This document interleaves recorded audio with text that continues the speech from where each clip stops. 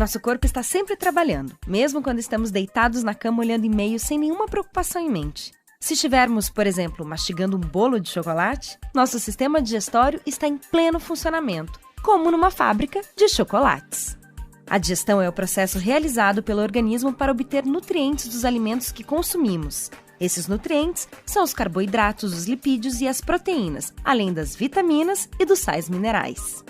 Esses nutrientes constituem fonte de energia e de matéria-prima para o organismo e são decompostos em moléculas menores pelo processo da digestão. Dos carboidratos vêm os monossacarídeos. Os lipídios nos fornecem os ácidos graxos e o glicerol. As proteínas nos dão os aminoácidos. É tudo de que precisamos para continuar com forças para, pelo menos, mastigar um pouco mais o nosso delicioso bolo de chocolate. O alimento que você engoliu vai sofrendo modificações ao percorrer mais de 5 metros de tubo digestório.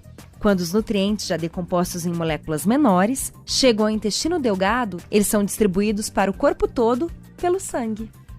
O sistema digestório é formado pelo tubo digestório e pelas glândulas anexas. O tubo digestório é um longo canal, composto por boca, faringe, esôfago, estômago, intestino delgado, intestino grosso, reto e ânus.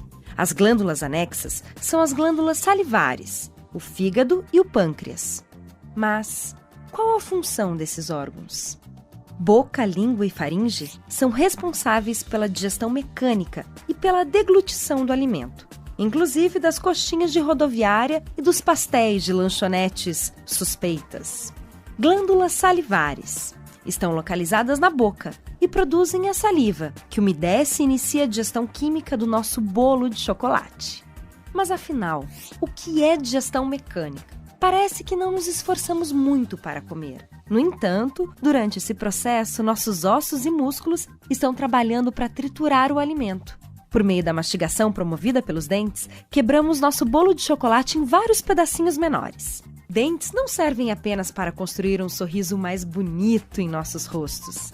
Eles existem, na verdade, para cortar, rasgar e esmagar os alimentos. Os caninos estão na linha de frente, junto aos incisivos, cortando, perfurando e arrancando pedaços do alimento. Os molares e pré-molares esmagam e transformam a comida em uma pasta que, irrigada pela saliva, vai descer goela abaixo, ou melhor dizendo, ela será deglutida. Esôfago conduz o alimento da faringe ao estômago por meio de contrações musculares ou peristaltismo. Estômago.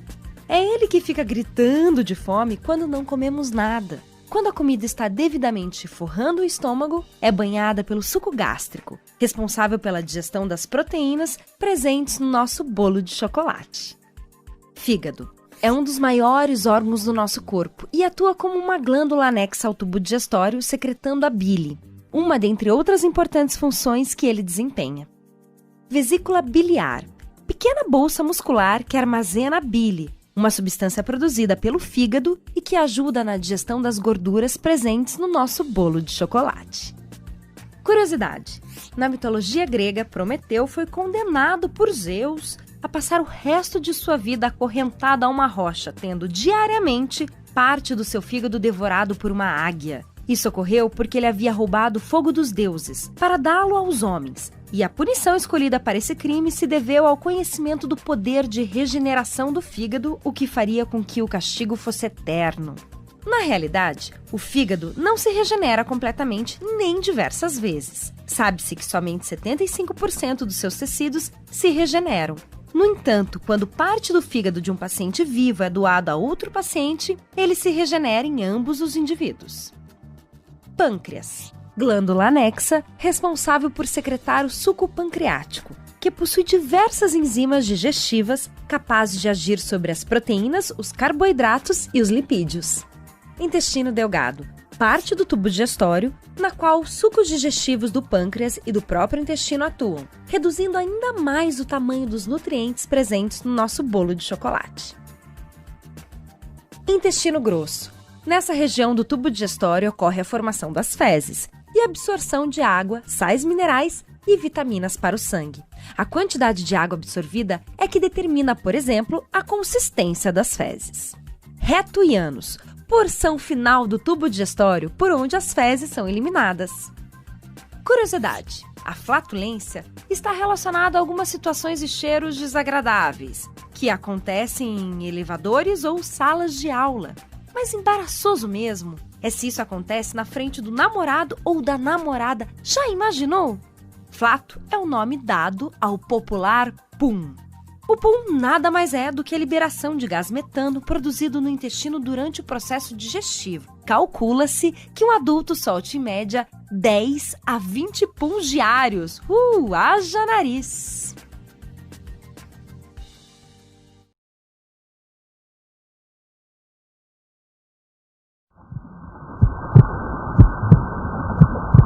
O sistema cardiovascular garante transporte de sangue rico em oxigênio e nutrientes para todo o corpo humano, para alimentar os órgãos e se livrar do lixo que fica.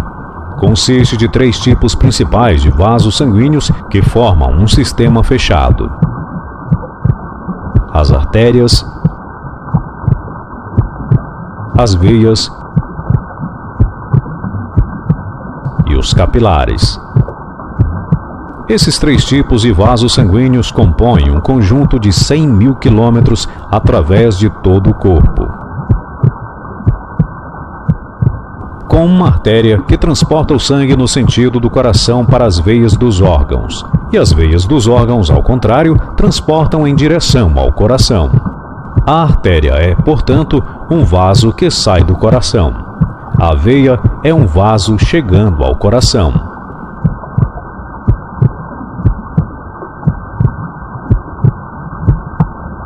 Todos os órgãos são ricamente irrigados por uma imensidão de pequenos vasos sanguíneos que seguem até os capilares.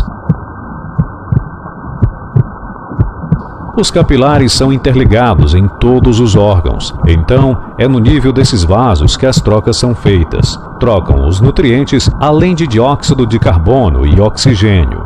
O organismo se livra de dióxido de carbono e outros resíduos.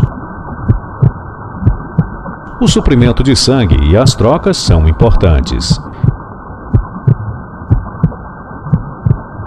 E essas trocas só são possíveis porque o sangue circula constantemente nos vasos. O sangue é posto em movimento pelo coração, que funciona como uma bomba. O motor da corrente sanguínea é o músculo oco e particionado. Em cada contração, ele impulsiona sangue nas artérias. O coração tem 4 cavidades, com um lado direito e um lado esquerdo, cada um composto de um átrio e um ventrículo. O lado direito recebe sangue pobre em oxigênio. Do lado esquerdo, ao contrário, o sangue é enriquecido de oxigênio após sua passagem pelos pulmões. Cada contração impulsiona sangue a entrar nas artérias. Durante um batimento cardíaco normal, o sangue pobre em oxigênio é enviado de volta pelos órgãos, entra no átrio direito através da veia cava. A contração do átrio direito passou pelo ventrículo direito, que, contraindo-se por sua vez, envia o sangue aos pulmões através da artéria pulmonar. Após sua passagem nos capilares dos alvéolos pulmonares, o sangue é enriquecido com oxigênio e se livrou de seu dióxido de carbono. Então ele retorna ao átrio esquerdo, deixado pela veia pulmonar. A contração do átrio esquerdo cresce no ventrículo esquerdo e impulsiona o sangue na aorta para ser distribuído nas artérias de todo o corpo.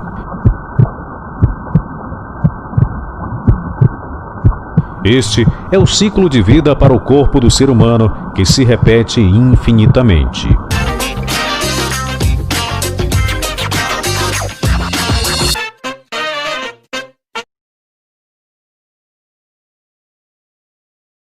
No vídeo de hoje, vamos falar sobre o sistema respiratório.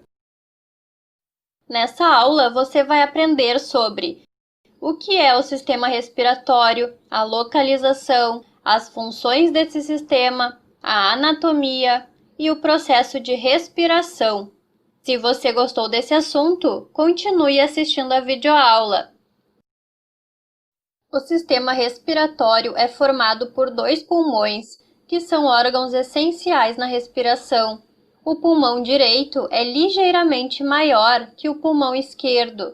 O pulmão direito é dividido em 3 lobos, e o pulmão esquerdo é dividido em 2 lobos.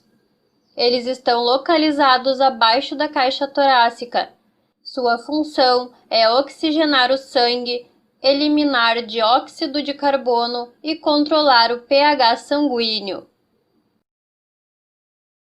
Conheça agora os órgãos que compõem o sistema respiratório: cavidade nasal, faringe, laringe, traqueia, brônquios, bronquíolos, pulmões, alvéolos pulmonares, diafragma, pleura.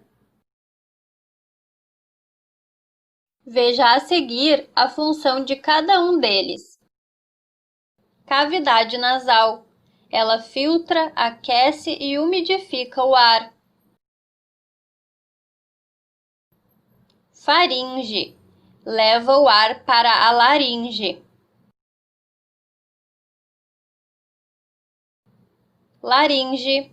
Impede a entrada de corpo estranho nas vias aéreas, através da epiglote, uma válvula que se fecha durante a deglutição. Também é conhecida como órgão da voz, porque é nessa região que encontramos as cordas vocais. Traqueia. É um tubo formado por 15 a 20 anéis cartilaginosos e leva o ar para os brônquios. Pulmões. Regula o nível de dióxido de carbono. Brônquios e bronquíolos. Levam o ar até os alvéolos pulmonares. Alvéolos pulmonares.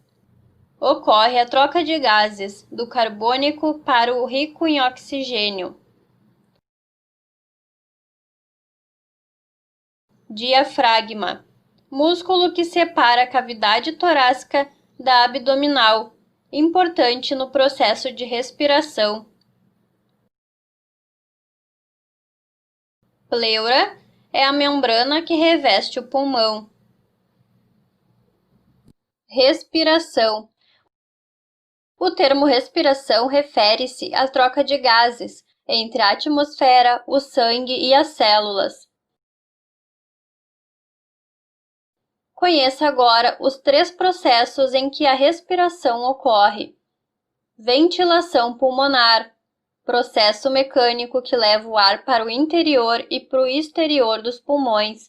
Quando ocorre a entrada de ar, chamamos de inspiração, que é quando o diafragma se contrai. E quando ocorre a saída de ar, chamamos de expiração, que é quando o diafragma relaxa. Respiração pulmonar, quando ocorre a troca de gás entre o pulmão e o sangue. Respiração tecidual, é quando ocorre a troca de gás entre o sangue e as células. O sistema respiratório. Trocas gasosas. Esta tabela nos mostra a quantidade de ar seco, ou seja, ar sem vapor de água que entra e sai de nossos pulmões. Analisando a tabela, podemos verificar que há diferença na quantidade de oxigênio e gás carbônico quando inspiramos e expiramos o ar. O ar que entra em nossos pulmões contém 21% de oxigênio. Já o ar que sai de nossos pulmões contém 14% de oxigênio. Podemos perceber então que o nosso corpo retém parte do oxigênio que entra pela inspiração. Somente 0,03% de gás carbônico entra com o ar em nossos pulmões. E o ar que sai na expiração contém 5% de gás carbônico. Com isso, podemos dizer que o nosso corpo produz gás carbônico, como veremos mais adiante. As trocas gasosas ocorrem entre os alvéolos pulmonares e os capilares sanguíneos que o envolvem. Como os alvéolos pulmonares possuem membranas muito finas, o oxigênio inspirado consegue passar facilmente para os capilares, assim como o gás carbônico passa facilmente do sangue para dentro dos alvéolos para ser expirado. As hemácias, células achatadinhas que estão presentes no sangue, possuem um pigmento chamado hemoglobina, que é responsável por prender o oxigênio. Assim, as hemácias levam oxigênio para todas as células do nosso corpo. Mas o que as células fazem com esse oxigênio? O oxigênio trazido pelas hemácias entra na célula e vai até a organela mitocôndria. Na mitocôndria ocorre a respiração celular, que irá produzir gás carbônico, água e energia. A energia será utilizada pela célula e o gás carbônico será levado pelo sangue até os alvéolos, onde será liberado com a expiração. E é por isso que precisamos respirar, para que nossas células gerem energia, para podermos desempenhar várias atividades, como por exemplo, estudar, andar, correr, pular, falar, brincar, enfim, viver.